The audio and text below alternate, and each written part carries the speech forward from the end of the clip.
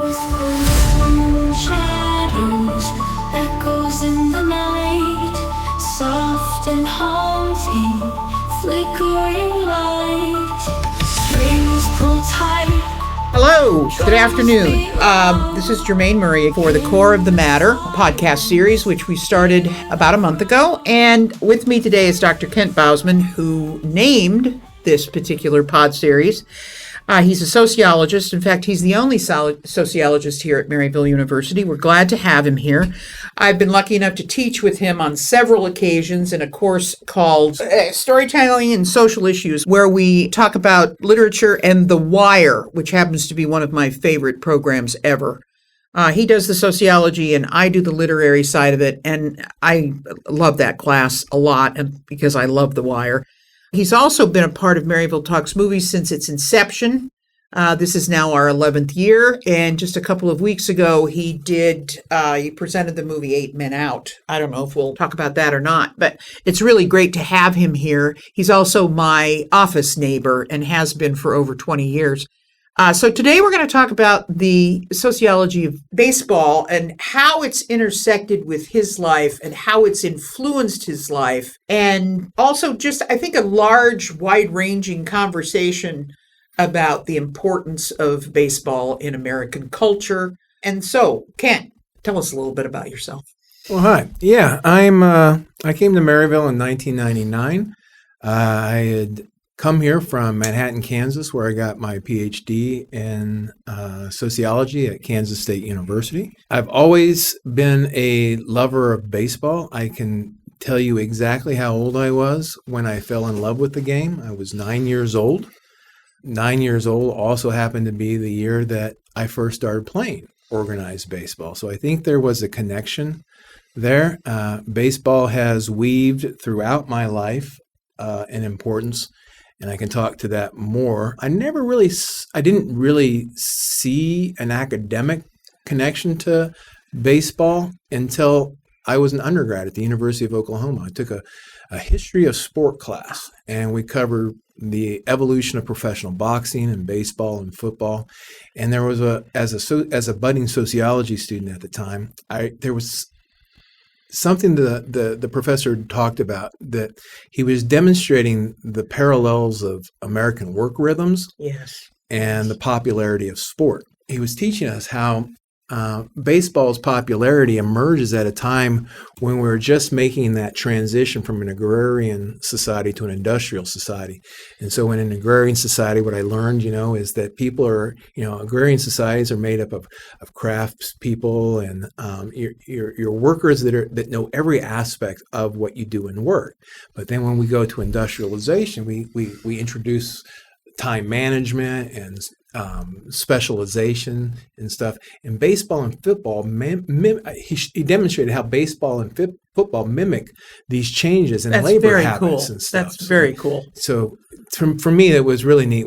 He talked about how the baseball player is an artisan. Like in baseball, with the exception of, and this is why I think historically the designated hitter has been such a taboo subject, is because in baseball, every player has to throw, catch, and run. You have to have all aspects of the game represented, and that represented the yeoman farmer of the 19th and 18th century. And that is really a good analogy. The craftsmen that made the bowls or the shoes and stuff. They had every step in the process. But with industrialization and Frederick Taylor's time management, we started to engage in positional specialization.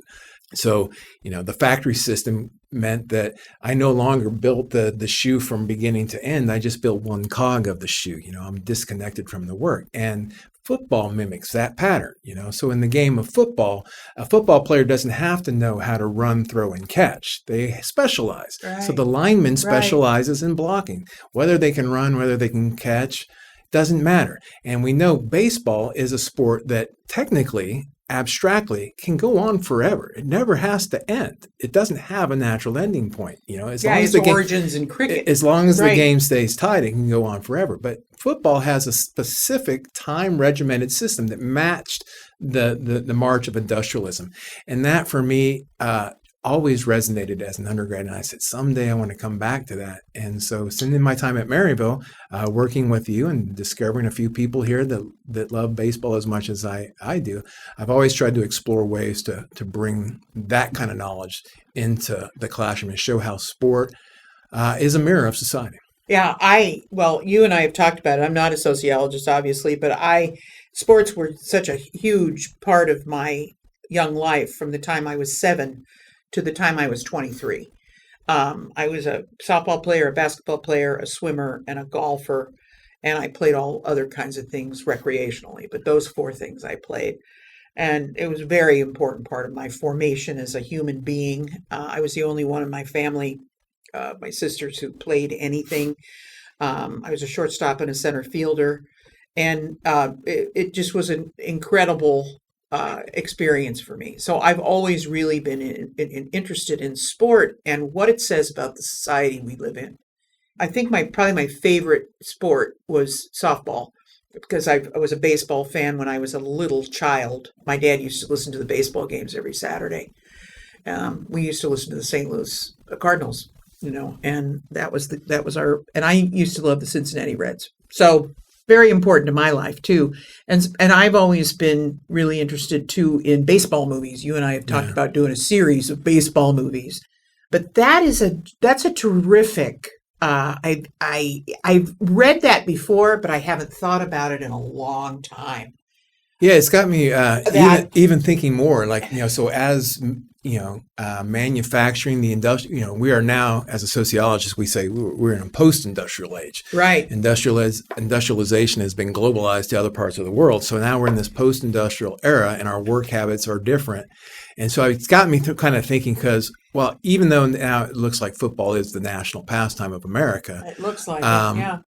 It is interesting to me how soccer is gaining inroads and other sports are catching. And I wonder to what extent the changing work habits might eventually work at eroding the popularity of football. Is there another sport that mimics? I wondered whether or not basketball had aspects of, it's got time management, but there's a little bit less specialization by position. But I don't really know if it's really basketball is in the popular zeitgeist like football is and stuff. So. I would love to, what we have seen is in this generation that you and I teach, I don't know about the millennials. I don't know about that.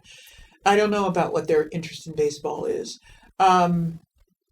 Well, and that's the other reason, too, why I've been interested in bringing this up with you, is because I became a fan of the game in 1976. In 1976, I was 9 years old, and I've been a fan ever since.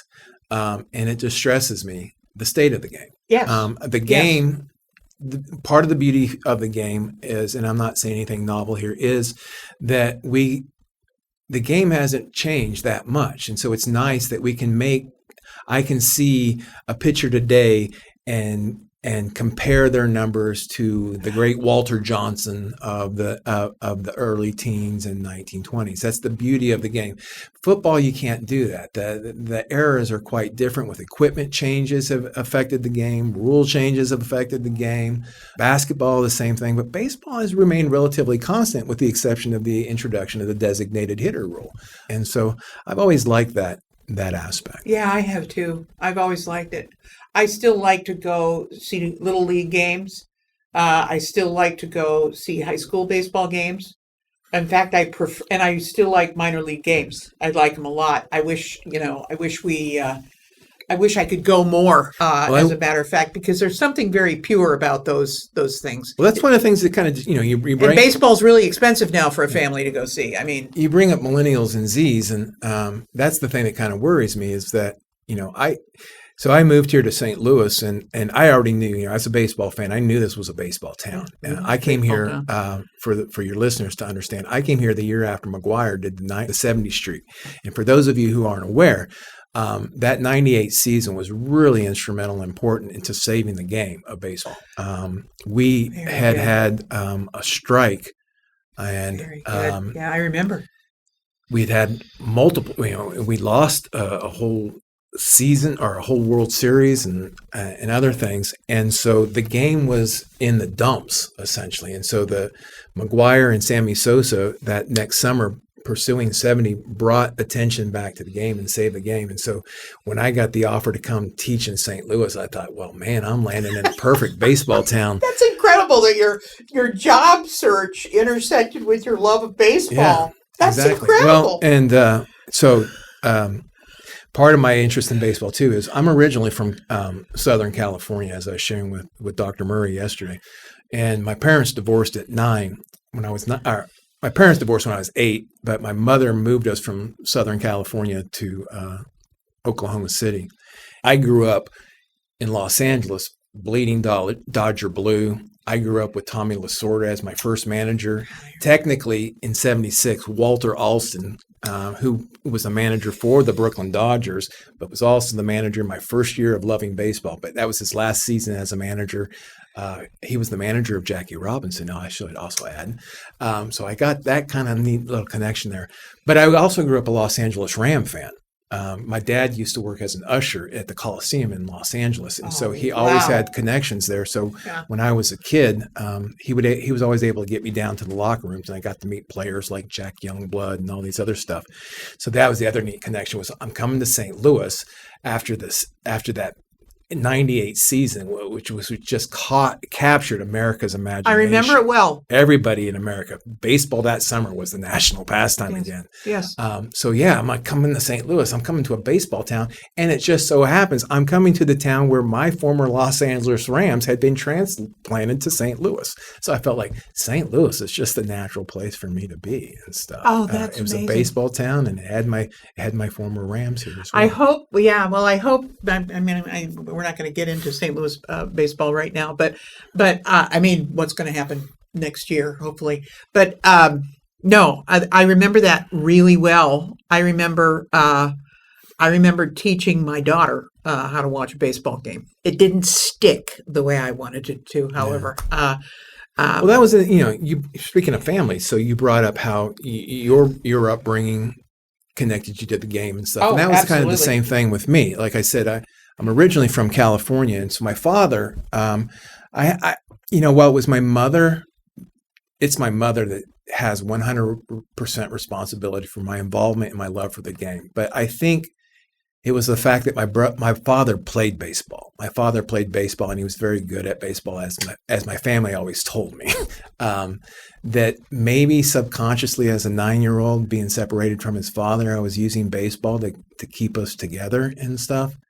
But growing up as a kid, the Bausmans in California, my father, like I said, played baseball. And my grandfather, who I never got to know, he passed away a year before I was born. He was very big in the Hawthorne, Southern California baseball scene. Oh, wow. And wow. When he died, they named one of the parks after his name was Edwin Bausman and stuff.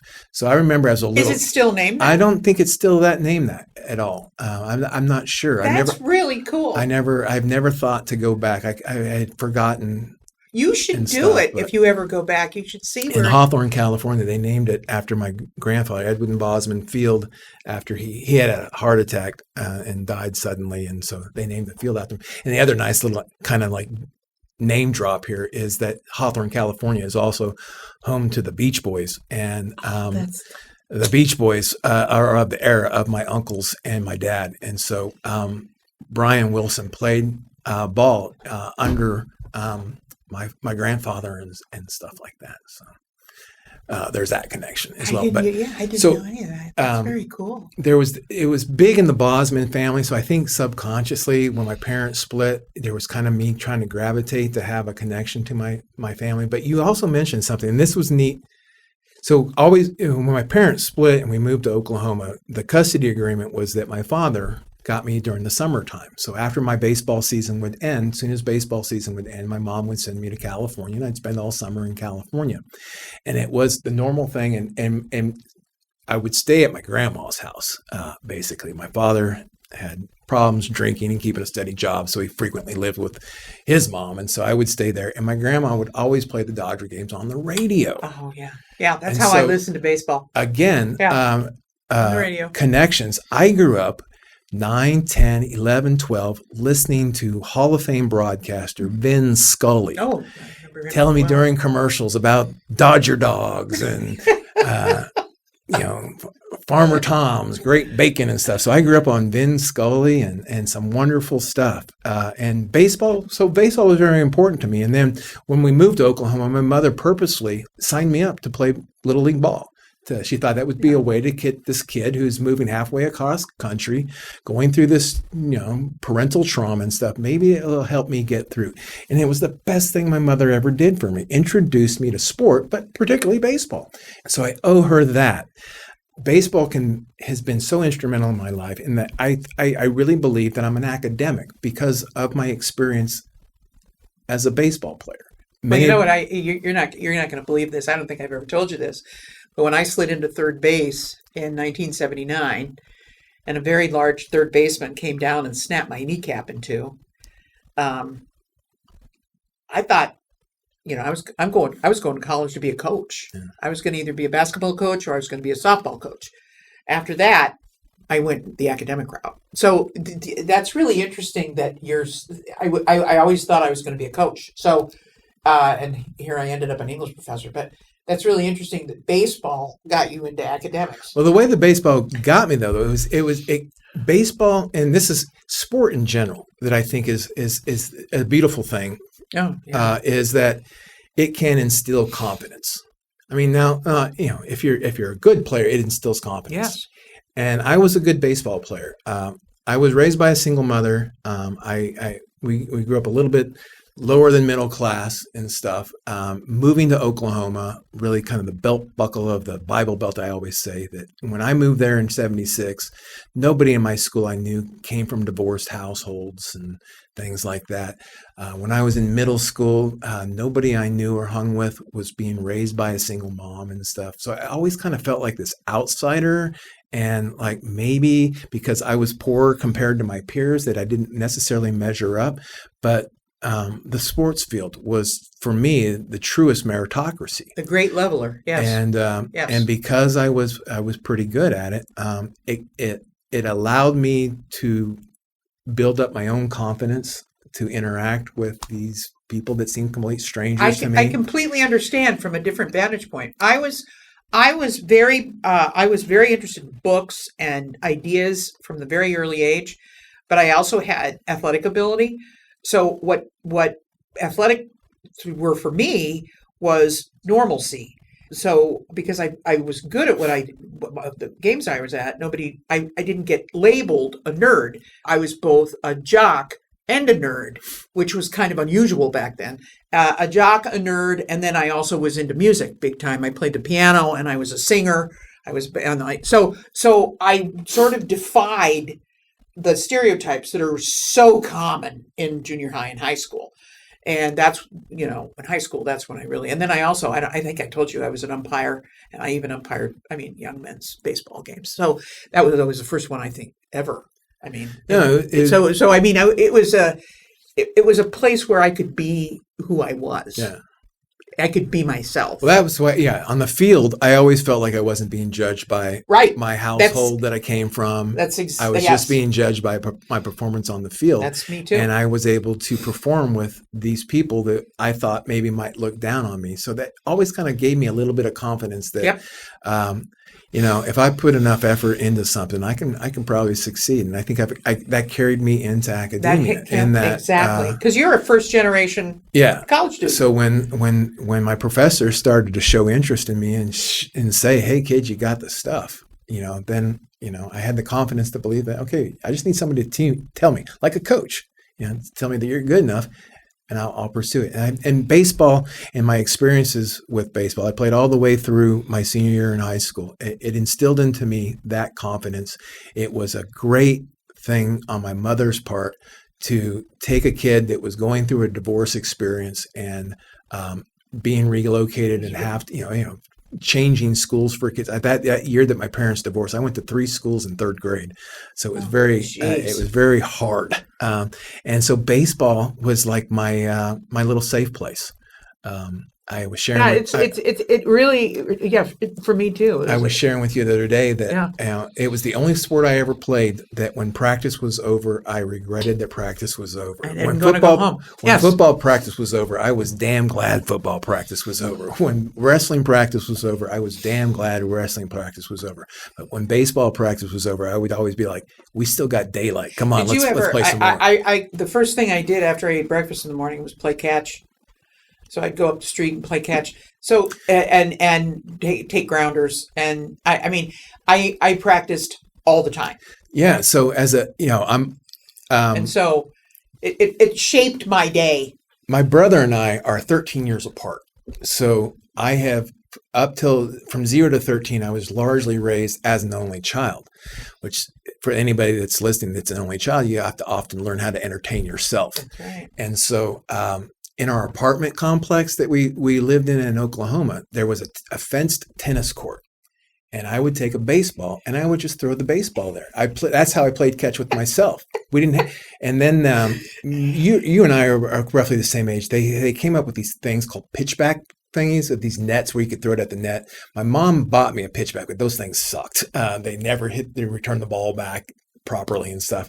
But I would, as a little kid, just constantly be throwing the ball and throwing it, a baseball against. I would throw the baseball against this fence, so it would just be the rawhide would just be torn eventually. And in California, my routine was my grandma had this front yard, this little tiny fenced front yard, and when my cousins weren't around or up to something, and I just wanted to be by myself, I would take a baseball bat and I would hit rocks in the front yard, and I'd create these scenarios.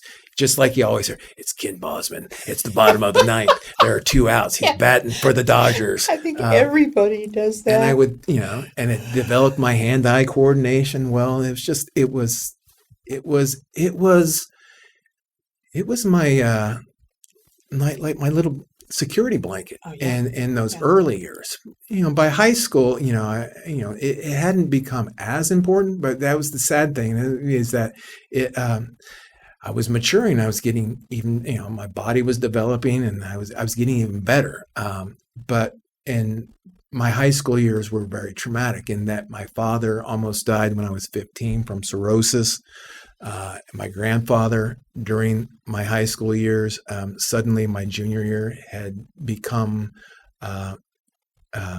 experiencing hardcore dementia, and we had to put him in a nursing home.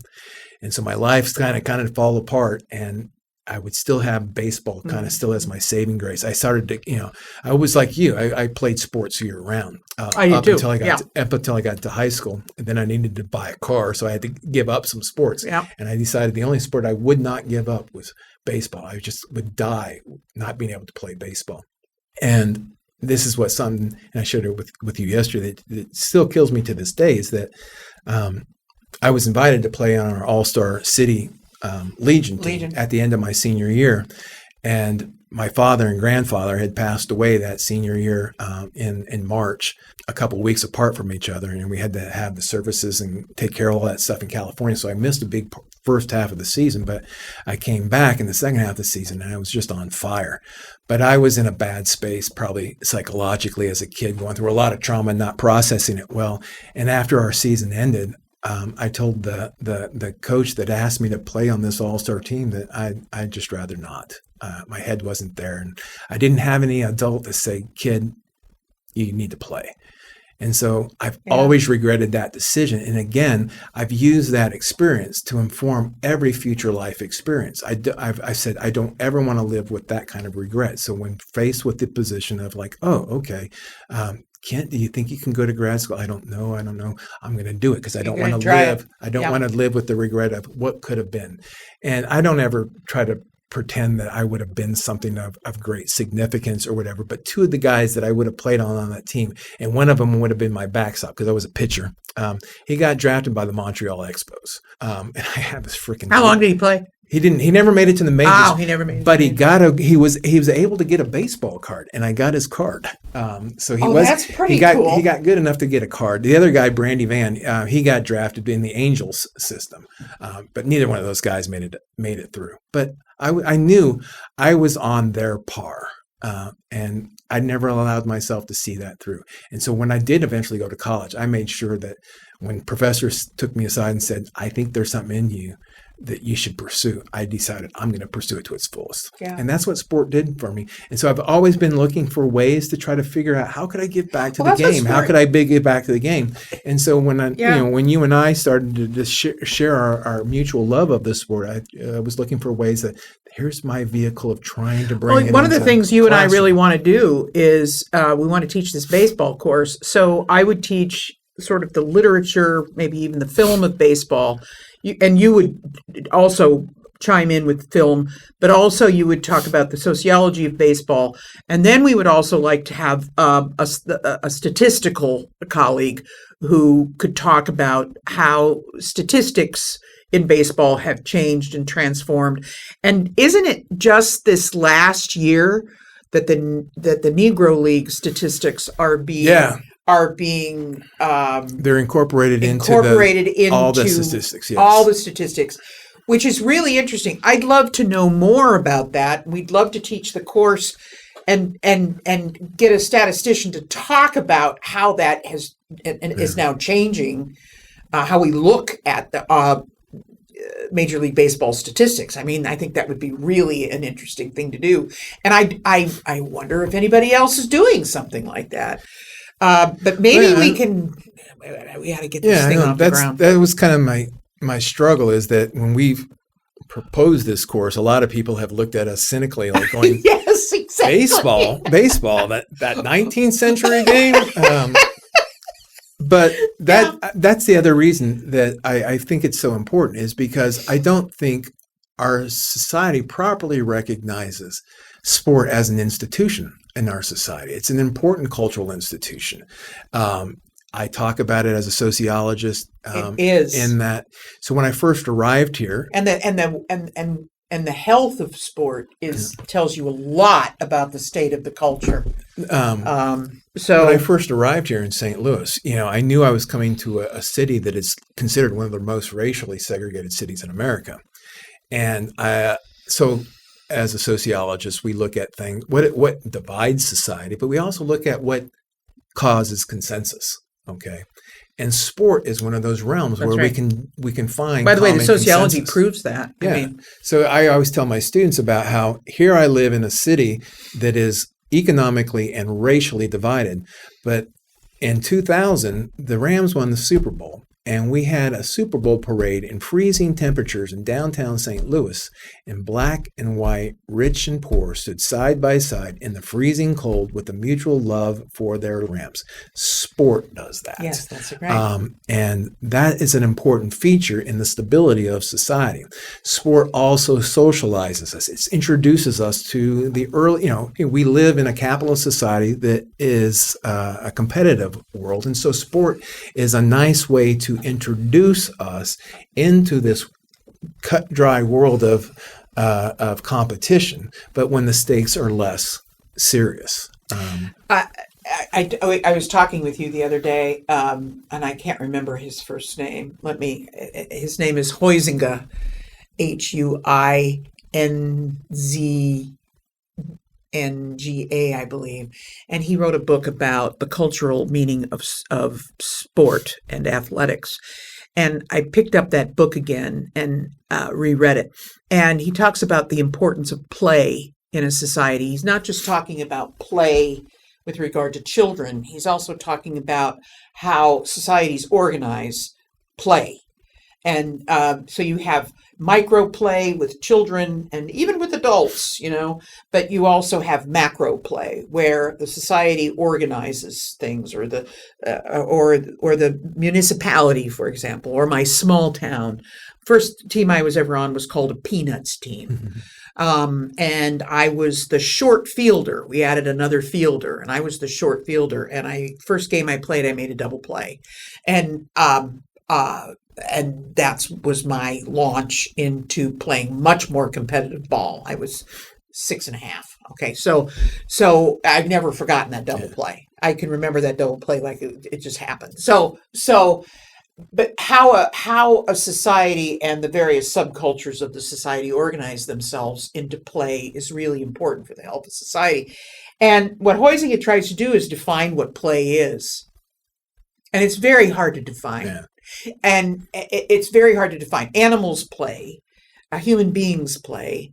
And one of the most wonderful insights that he makes is when we play, and I actually, this really resonated me. When I was really on top of my game and playing, whether I was 6.5 or whether I was 19, he says one of the things when you play is oftentimes you feel the most free because you're being who you're supposed to be. You're using your talents to the best that they have developed at that particular time in your life. And so you feel really free. And so it's absolutely essential to human existence to play in some way because you have to feel that way about something. You have to feel free, right? And I feel that too. I feel that way too. An analogous kind of feeling, not the same as when I teach well, but I have never been able to reproduce that feeling. Yeah. No freedom when I'm playing, and even when you're playing within a set of rules, you're still you're playing within a league or a set of rules. When you really are playing well, you really feel the freest you can possibly feel. That's why play is so important to a society. It's a nice escape. And I always try to express to my students that, when I talk about social class and the tiers, different social classes, I talk about how you can tell by social class how many vacation days a household spends and stuff. And that's true. And we kind of, I think, just think of vacations as luxuries things. But I really believe that it's more in our nature to play. And so vacations are ways of having our mental breaks from the dog-eat-dog world. Play is our way to let's have the stakes be less. That's right. Less significant. That's right. Even though competition can be very serious, there's still... you're going to think I'm nuts, but the word fun, by the way, is an Anglo-Saxon word. I don't know if you know this. And then there's no other language in the world which has the equivalent, which has an equivalent, as a synonym to fun, other than German. And it's something that's very hard to define. It's because fun is for the sake of fun. You're not having fun because you're somehow developing something in yourself. I mean, sport is, it's only after, really, when you've been through it and when you say, oh my God, that really changed my life. It changed my character. It changed my personality. While you're going through it, you're just having the most fun of your life. Yeah. And that's a very hard thing to define. And again, that means you're free. And one of the things that I think that we have to get back to understanding in a society is that kind of fun. It can't be. We have to really value it, and we really have to value play. On the societal level, though, too, beyond play, the other importance of institutions like sport is, I try to say, like, sporting events, our fandom for sporting events create natural, what we call in anthropology and sociology, third places or third spaces. That's right. That's right. Where people from different walks of life can gather together and commiserate over a common thing. And those third places are natural places where our differences of background are put aside. That's right. For me, one of the neat things was when my daughter started playing softball. We incorporated her in softball when she was in kindergarten, and she played all the way up through COVID. And by the time, at the end, when we finished, when COVID, her last year of playing, before she stopped playing, our team won the little county. I remember. Championship here. And so we're quite excited. And what was neat about that experience is because I'm not a native from St. Louis, so I have always that joke. You ask me where I go to high school. It doesn't matter. It doesn't matter. But So being an outsider, for those of you who aren't from St. Louis, you are always kind of an outsider. You always. I have lived in St. Louis now, surprisingly, longer than any place I've lived my whole life. I've lived in St. Louis. This place still doesn't feel like home. But the closest it felt like home were those years when I was coaching my daughter's team, because I was now engaged with parents from all different backgrounds. I was the only professor on the team, and that made it awkward because I think the families always kind of treated me differently and stuff. Yeah. Like, well, let's be nice to Kent because we might need to use him down the road. But I made friends with people in the area from different backgrounds and stuff, because sport can create these natural third place venues for us to congregate. So sport is an incredibly valuable institution that deserves academic scrutiny and scholarship. Oh, absolutely. And so I've been excited with the prospects of teaching this course, the three tiered idea. Well, you have talked about bringing in the humanities. My idea and bringing into the course, I toyed with an example of this. I ran an independent study in the spring, and so what I did with my independent study was introduce my student to baseball from its origins up to Curt Flood and the end of the reserve clause. And that's what I think very interesting. I would probably bring in our baseball course. Again, why is baseball important to society? Well, baseball, the origin story of baseball is quite convoluted.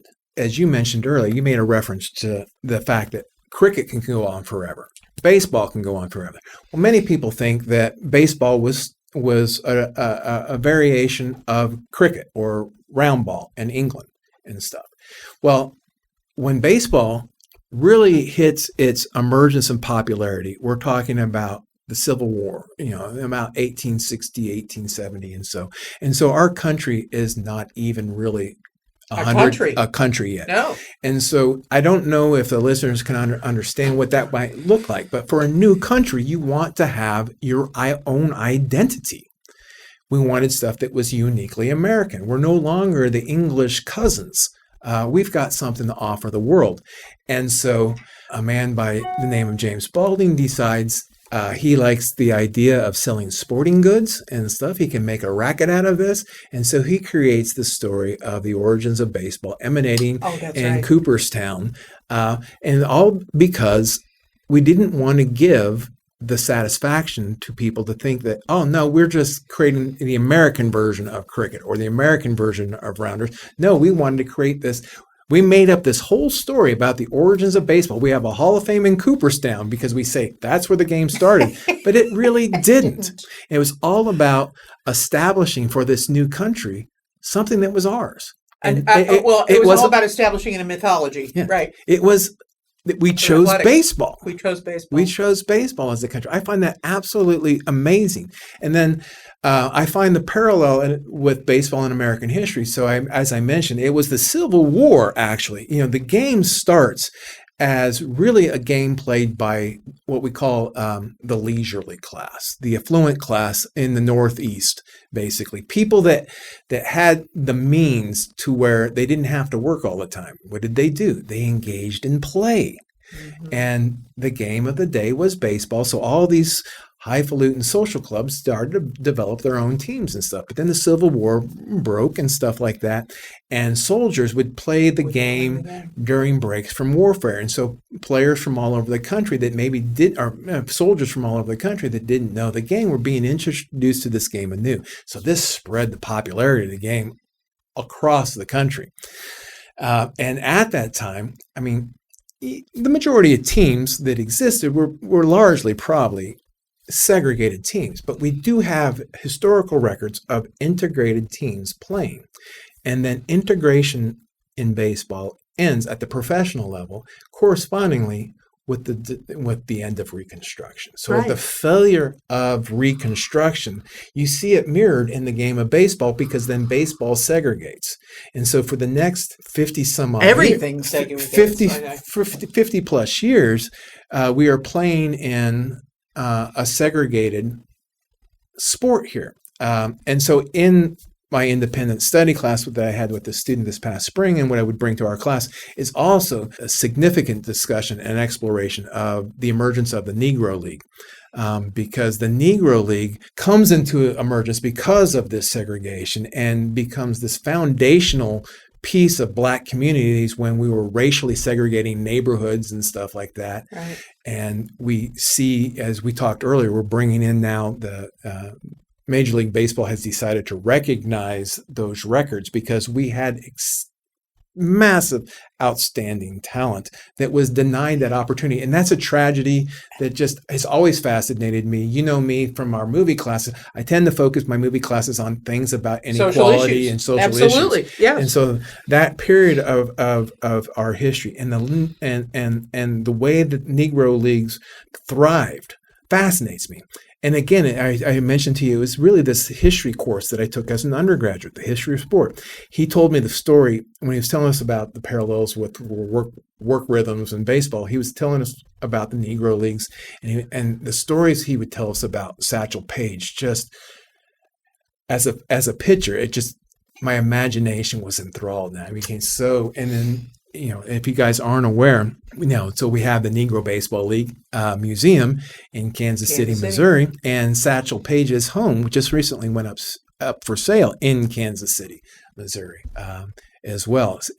Satchel lived the end of his life in Kansas City, and I think he ended his professional baseball career with the Kansas City Athletics. He did briefly play with the St. Louis Browns when the leagues first integrated.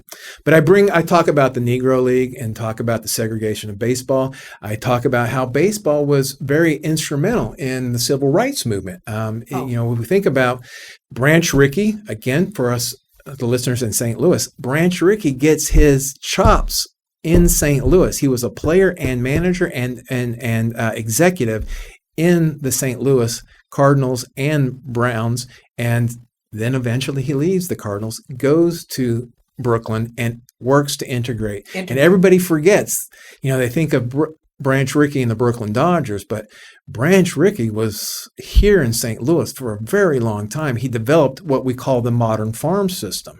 Here, if you guys follow baseball at all, we have our AAA team is 4 hours to our south in Memphis. Our AA team is 2.5 hours, 3 hours to our southwest in Springfield. I don't know where our single A team is. I think it's Peoria, maybe. That whole farm system is a way for ownership to control the costs of their labor. It takes a lot to groom a player to be a really good player. And that's an investment. And Branch Rickey figured out a way to keep the control costs of labor there by creating the farm system. He was also really interested in social issues too. Yeah, he was college educated. He went to university. I think he went to the University of Michigan, and I want to say he was like theological studies, maybe. I think also in classics. Okay. Yeah, I think both. But I ran across him, and you know this because I talked to you about it. I ran across him when I was correspondence that he had with Father Dooling, who was connected to Maryville University in the 1930s and 40s. And Father Dooling helped popularize the AA movement, the Alcoholics Anonymous movement. And he was a major baseball fan. And Branch Rickey actually came to Maryville and spoke on a number of occasions because it's a baseball town, and it was really a baseball town back then. So he's got a Maryville connection.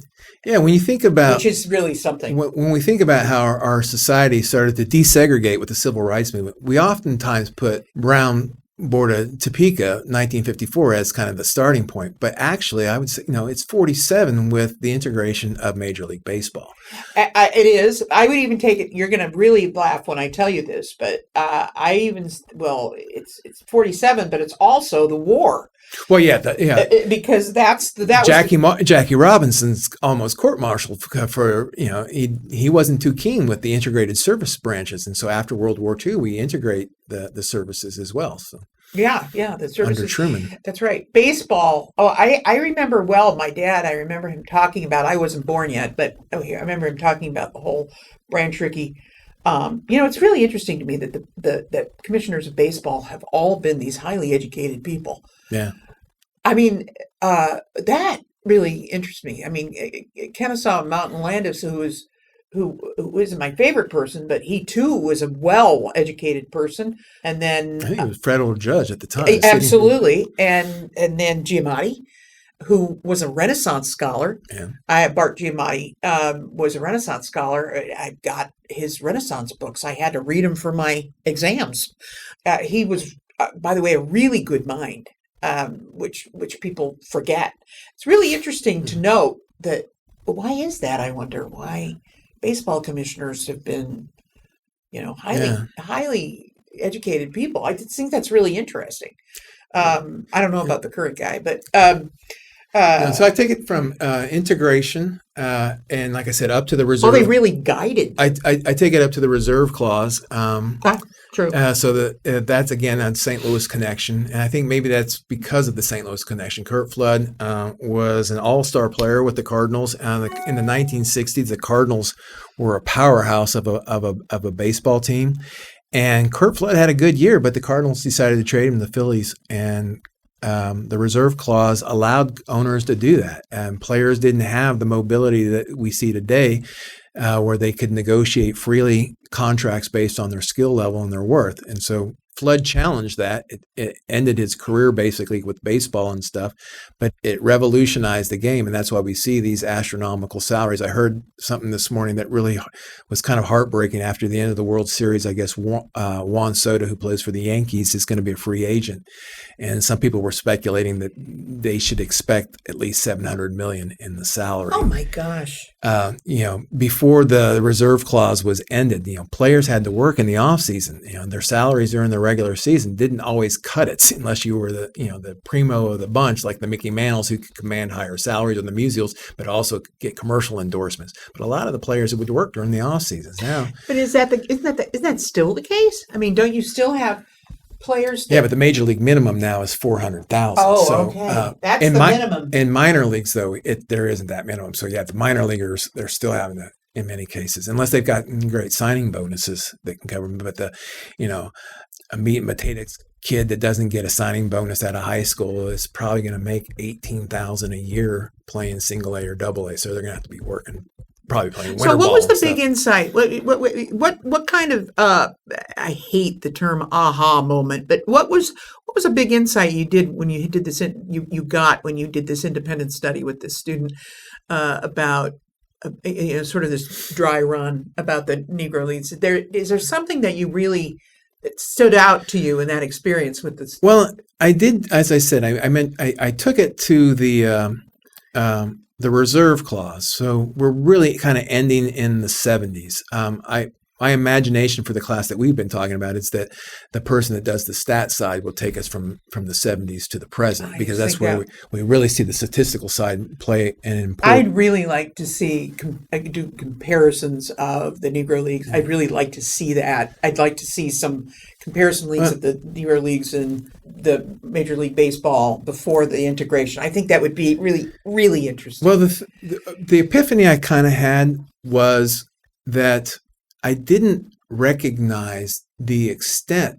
So when I was first introduced, I want to say the book I assigned was Invisible Men, and so play on Ralph Ellison's Invisible Man. I'd only followed the players. The greatest story. The great lore that fits with the Negro Leagues. So there's this great story of Satchel Paige that, he had pinpoint accuracy. And so now some people, when I first heard the story, it wasn't attributed to facing Willie Mays. It was somebody else that thought he was a hot shot. And so, but now the story goes that Satchel Paige had the opportunity to face this young upstart named Willie Mays. And he gave Willie Mays, he spotted Willie Mays 3 balls, and proceeded to strike him out. It's like he could do anything he wanted to. Cool Papa Bill, a St. Louis native, buried in, I believe, is it Calvert Cemetery or St. Peter's? Okay. Right. I visited. My husband and I. You know this. We visit his grave It's a beautiful thing. His daughter erected this marvelous monument. It's touching. I get choked up thinking about it. Cool Papa Bell. Cool Papa Bell. St. Peter's Cemetery. Can you imagine a better, cooler name that be called Cool Papa Bell? No. But there's the great lore that Cool Papa Bell was just a wonderful base stealer and amazingly fast. So the story always goes he was so fast, and I guess they attribute it to Satchel Paige putting the story out that he could could turn the light off and hit the bed before the light went out and stuff. And I just you don't have those kind of anecdotes and stories about Yogi Berra, and Yogi's got his yogiism, so that's great. But Mickey Mantle, he just seems kind of like he was a horse's ass with a lot of great talent. But you got some really cool, colorful characters in the Negro League. But what your question from there, so I was really fascinated by that aspect. But in this independent study around, I was trying to find a couple more readings, and I learned a lot more about just how important the teams were to the Black community. Absolutely. So we had to the neighborhoods. Yeah, absolutely. Where the stadiums were, where the baseball fields were. These were thriving economic entities. I mean, we're not talking about most of these teams. They were in big cities. They played in the big league park. Yep. So we had a Black New York Yankees. And I've never heard stories of them filling Yankee Stadium, but they could get some really good turnouts. They would have would they get integrated turnouts? Well, they played at the ballparks because Kennesaw didn't like the barnstorming. Ruth used to get in trouble for stuff like that, and Dizzy Dean for barnstorming with Negro League players and stuff.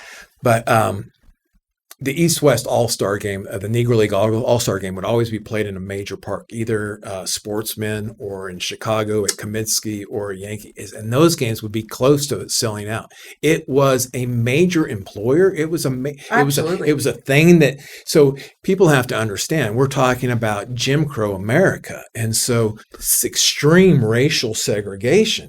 And these were the business entrepreneurs and stuff. And these were the things that people got in the Black community. I learned about people putting on their Sunday best to dress it and go to the ball game. It was a big thing. We're shut out of the white world, but we have this baseball thing that gives us our connections and our network. Well, when I went to a Cardinals game when I was a kid, you did not go looking like you were on vacation. Yeah.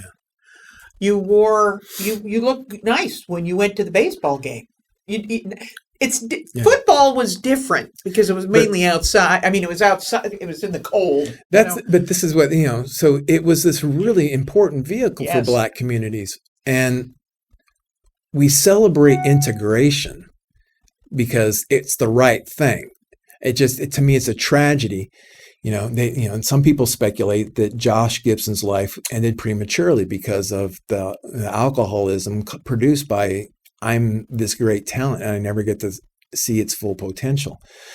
And you think about, Josh Gibson was a great player. Integration rights that wrong. However, what integration did was it destroyed the Negro Leagues. And they would go out of business at about 10 years later and stuff. And so those thriving little businesses that supported other businesses in Black communities, that went away. And I don't know if it's ever been properly replaced. I mean, thankfully, we no longer have legal segregation, but we still live in a racially segregated society, largely more so tied to economics. But I find it, there was something beautiful in those Negro League teams like the Pittsburgh Crawfords, which that's always, that was a neat thing to learn about this last go around. I never understood why they were called the Crawfords. So this was a funny story. It was one of the premier Negro League teams at the time, and based in Pittsburgh, and the players hung out. Because again, this is a segregated period, so you couldn't stay in the same hotels, couldn't eat at the same restaurants. The Negro League players used to hang out in Pittsburgh at a jazz club called Crawford's, and that's why they were called the Pittsburgh Crawfords. I never knew that. I didn't either until I taught the independent study, and so that was kind of the larger impact that those teams meant to those. Well, communities. They also had in St. Louis the neighborhoods where the baseball fields were, where the Negro League. Where the Negro games were played. Also, you had all the businesses But also what was really intertwined was, the bars and the pubs and the speakeasies, Yeah.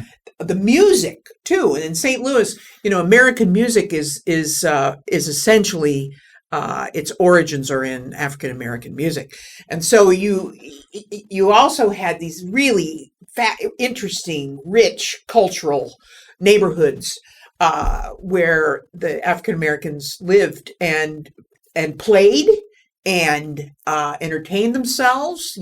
We have a particular form of jazz, Scott Joplin and ragtime. I mean, it was just, they were really interesting neighborhoods. Well, it makes me think of pre the Great Depression. It's all related, is what I'm trying to say. I think people recognize, there was a major leagues, and there was this guy named Babe Ruth, and everybody knows that the Yankees and stuff, and that was supposedly the golden age of baseball. And I think it was just the major leagues. But what people don't recognize is, so that farm system was just starting to develop. But we had the major leagues, but throughout America, you had all kinds of semi-pro leagues. That's right. Many of the semi-pro teams were tied to factories. So businesses would have their own baseball teams that they would sponsor and stuff, and you would get wonderful turnouts for this. Here in St. Louis, so we're talking about the 1920s, we had a whole city league in the city of St. Louis amongst all the little breweries and stuff, had their teams and stuff, and they would have a city championship, and that was just as important and popular as the major leagues teams playing here. It was just such a popular sport. I mean, football, basketball were not even on the radar. There was even something, I was going to tell you this, in New York, the Greater New York Sandlot Athletic Alliance traces its origins to the New York Journal American Sandlot Alliance. So there was a Sandlot Alliance, and who started who played ball in the Sandlot Alliance was Joe Torre. And so every year there would be this classic game between Sandlot kids teams. Yeah. And it was, in other words, every strata of the society was represented in the game. Yeah. Even the Sandlot teams. And of course, you and I talked about this the other day. Sandlot baseball, I don't see it anymore. I live in the city neighborhood and I don't see it. I don't know whether or not you see it out in the burbs, but I don't see it. And when I first started living in St. Louis City, I did see it. In our first house that we had on Kingsbury, I did see Sandlot and stickball, and I don't see it anymore. And so this is I've never understood. I don't. I think it's greatly diminished. Again, as a sociologist, I'm interested and fascinated by the economics of being able to play sports as well. There, some sports are cost prohibitive, and so. Sports like golf and tennis tend to be more populated by the upper crust because, access to those clubs to play often come and with by a the way, the class equipment's expensive, right? Yeah. And so hockey, I'm not completely surprised that many, that's an incredibly expensive thing. Gloves aren't cheap, but as we've learned from Latin American players, you can devise a glove almost out of anything. You can devise a ball out of almost anything. So I don't really see it as cost prohibitive. Something is odd going on in the American experience, which I find as a sociological fascinating. Is why aren't we engaged? Maybe this brings us back to the whole notion of play. Why aren't we out engaging kids in play? I was sharing with you, I was raised by a single mother, growing up in this apartment complex in Oklahoma City, and I used to throw my baseball against the tennis court fence and stuff. But when there were enough kids around during the summertime, we had a nice courtyard there, and we'd play pickup games. That's what we did. Everybody, if a kid didn't have a glove, he got on the other team. So you'd switch gloves. You'd switch gloves. You just switch gloves. All we needed was one. Or you brought your extras. Yeah. All we needed was one bat. Yes. If we had an extra bat, kick ass. That meant we got to try a different size, a different weight. That's right. And who had the baseball? Yeah. Yeah. Because we lived in an apartment complex, too many windows, so we had to use a tennis ball. Tennis balls are cheaper, so we could have multiple tennis balls.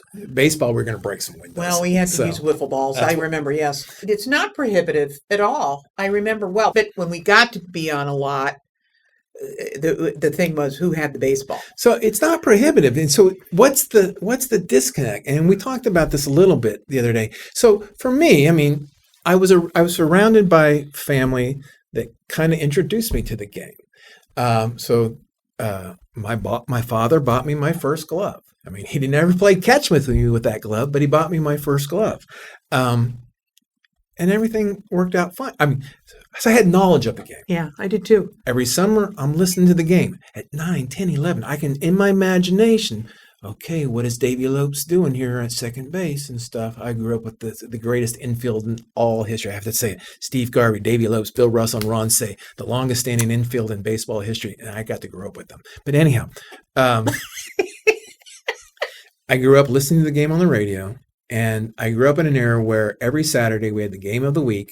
So I couldn't wait till the game of the week and stuff. I remember that too. And I would watch the game. We had Monday Night Baseball too. I'm not sure if you I remember that. We used to have Monday Night Baseball. And when I was a kid, I would get on Monday Night Baseball. I'd get our another generation whatnot. We used to have these things called TV trays. And I'd get a TV tray and I'd sit in front of the TV and I'd keep score.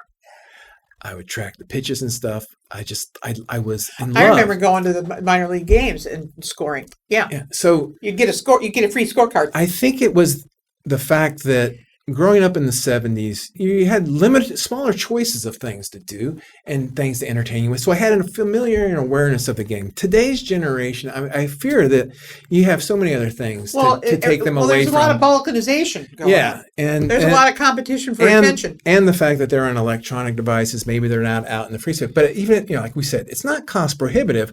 But if you aren't being socialized with any familiarity with the game, you wouldn't naturally think, oh, there's the park across the street. Why don't we get up a game of baseball? We don't need 9-on-9. We played 3-on-3, 4. I love today. No. I don't like this rule. I hate this rule. The new extra inning rule in baseball is we put a ghost runner on second to start the inning. But the only thing I love about that is because when we were kids, we didn't have enough players on the team. You had a ghost runner because the guy has to come up with a bat. We did. Like, ghost runners. I'd forgotten all about that. It just reminds me, I guess maybe that's my rub with it. It's because it makes me feel like now we're playing the little kid league. This is the major leagues. Why do we have a ghost runner? That's for when you're playing in the courtyard and stuff. But I wonder if this generation hasn't had, I was sharing with you the other day, my complaint this recent season was all of the playoffs were behind paywalls of cable. Yeah, I know that. Only the World Series was freely available. I know it. We grew up in a time when all playoff games were broadcast on TV. Yeah, you got to see it for free. So if they want viewership, I mean, during here in St. Louis, this great baseball town, I've been stuck the last 3 years because my wife and I decided to cut the cable. So now you do streaming services. I have to use. I use the Major League Baseball subscription. I never have to pay for it because my phone provider always every season gives me a free subscription to MLB. So I'm like happy. I'm keeping this phone provider. But the problem is, I still get the blackout rule. So that's not right. I live in St. Louis. I have the Major League subscription, which technically would have cost me about $100 if I didn't get it for free. And yet I still can't watch Cardinal games because the only way they'll let me watch Cardinal games through my Major League app is if I have to first tell them who is my cable TV provider. And because I don't have a cable TV provider, I have not been able to access this. The game is becoming, to me, very exclusionary. We talked the other day about when I grew up, when you grew up, we had Little League teams, and we just played that season. We might have had a couple tournaments on a weekend or something like that, but that was pretty much it. We had the Pee Wee League. I like that you said that we had Pee Wee League, Mighty Mites. I think we had a Peanuts as well. That was always the I never played T-ball. Oh. I mean, I didn't play T-ball either. We never played T-ball. I still have my first Peanuts T-shirt, and I still have my bumper sticker, my Peanuts bumper sticker that I never put on the car because my dad didn't want a bumper sticker on the car. I still have it. It's in my scrapbook and it's never been used. And then I graduated. We had a different system in Nebraska, but I graduated to a more elite team when I was 7 and 8, and then I graduated. There's a whole story there, but it was I played a lot. I mean, I played a lot, and I played from about April to the end of September. I'm really concerned about the caretakers of the game and how Yeah. they are presenting it to the public. I am too, and I also think it has to do with children. When I use the word freedom, when I talk about freedom and play, I just used to go outside. I used to see somebody across the street playing, and then I'd just go join. Yeah. And that we're living in a different kind of world now, and where kids do have to be watched. And so I think what also has happened is there's been a diminished kind of freedom on the part of children for all kinds of societal factors. And that, I think, that too, yeah. Because so when I talk about, I grew up in a generation where I come home at 5. You were basically expected to get out of the house. Exactly. My mom goes, go out and play. Don't stay in the home. And you were told when the street lights come on, it's time to come home. So yeah, you just look for kids to play with and stuff. So yeah, if we're not doing that, that's hurting. But I don't think the caretakers are doing a good job messaging the game to future generations by, putting it behind these paywalls of cable systems. And as you and I were talking the other day, now the greater trend, like you and I grew up in Pee Wee leagues and things like that, little league system.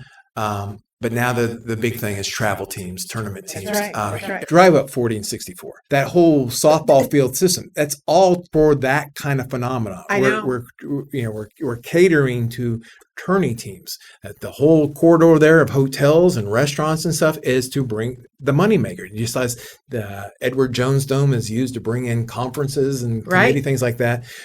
That seems to be the big thing here in St. Louis. I believe up here on 40, it's everywhere. There's a big array of soccer fields that are trying to do the same thing. Yeah, exactly. And that's a form of elitism that kind of is excluding, the poorer classes. I agree 100%. And I think that it's that Huizinga also says in his later chapters in the cultural meaning of sport and play, he talks about how in America, what's happened is we're incredible organizers and incredible marketers. And we have created this kind of technique where we capitalize. And I mean that with regard to capitalism. We capitalize and organize. And what happens is it becomes exclusionary. And he said that is and by the way, he's writing this much earlier than the 1970s. That doesn't bode well for organized sports. It can become so organized and so rarefied, if you will, that it starts excluding people. And I really do think he's got a great point, and he was very prophetic when he said that.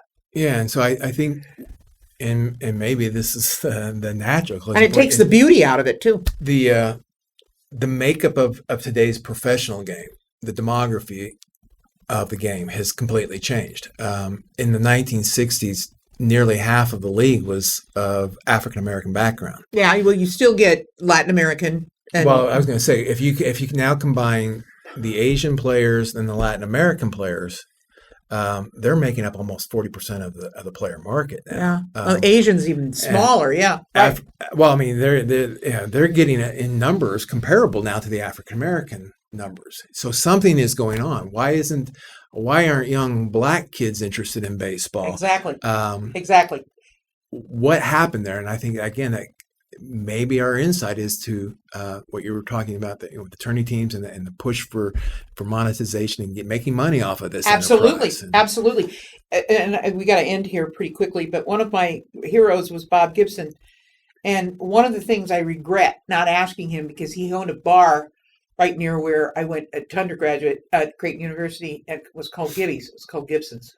And it wasn't a bar. It was actually a restaurant. It was a bar restaurant. And I grew up loving him because my dad was my dad went to St. Louis University too. And my dad was a St. Louis Cardinals fan. And he was a really quiet, self-possessed kind of guy. Bob Gibson, because I saw him many times at the bar. But one of the things I always regret asking him, even in the 90s, was why this great drop-off of African Americans in the sport. I'd love to ask I'd love to have an answer to that. Or because I'm sure it's complex, but I'd really nevertheless still love to have an answer to it because it's very noticeable. Yeah. And I think it's kind of tragic in a way. No, it absolutely is. I think it's really, really sad because it seems to me that baseball, it's now basketball and, of course, football.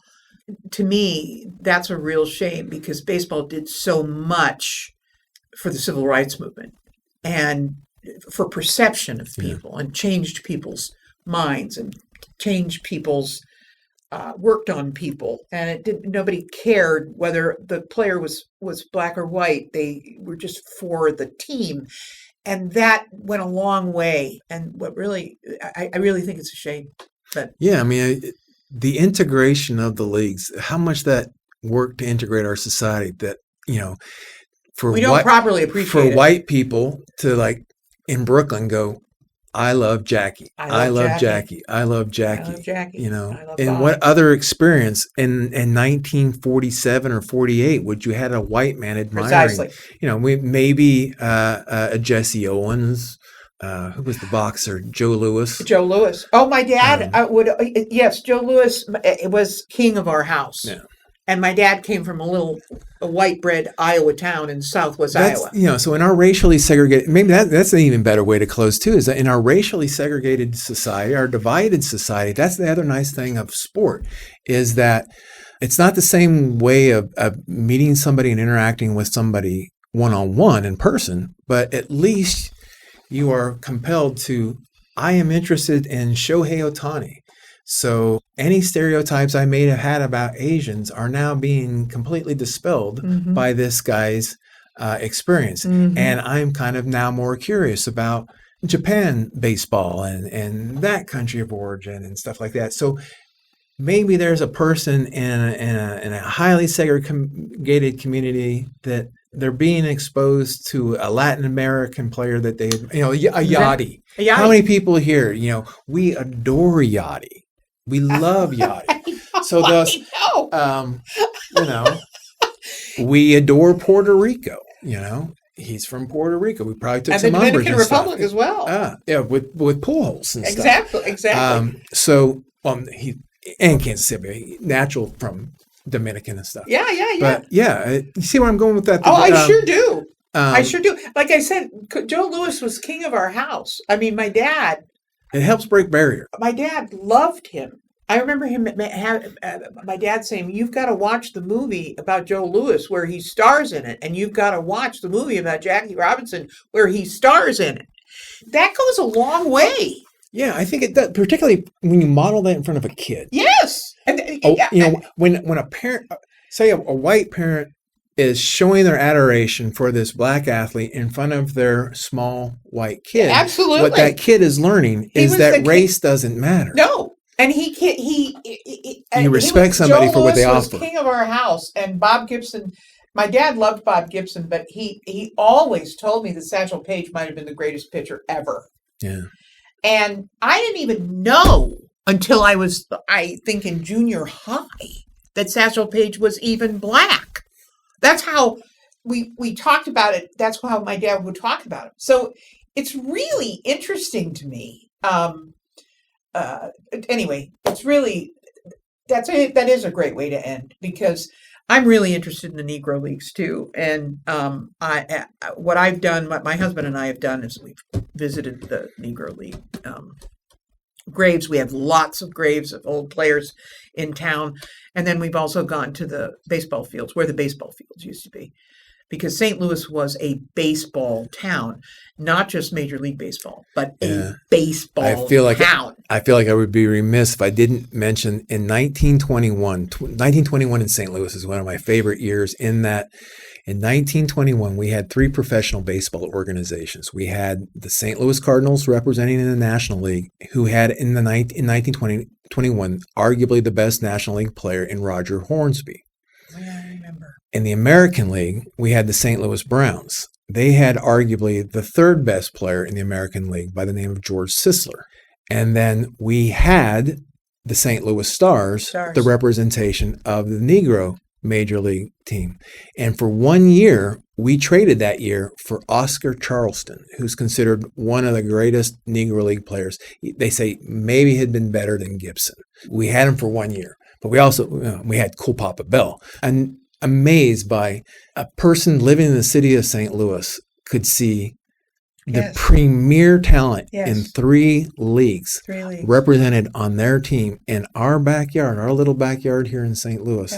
It's and so as I have shared that it's been instrumental in my life, I also sometimes think that maybe there was a reason why I landed, and I truly some kind of believe that I still, even though that we haven't been playing well, and more of my students tell me they're Blues fans, I still believe in Cardinal Nation that this is truly an icon of a baseball city. Oh, I hope it can come back. Anyway, Kent, thanks a bunch. This has been really fun. I really appreciate it. We'll have to do more of this because I'd love for you to talk about your colorization too of old baseball photographs. But thanks, guys. Hope you enjoy this. See you next time. And I think the next time we're going to talk about drama. We're going to talk about the theater with Dr. Sandra Rochepapai. So take care. Goodbye.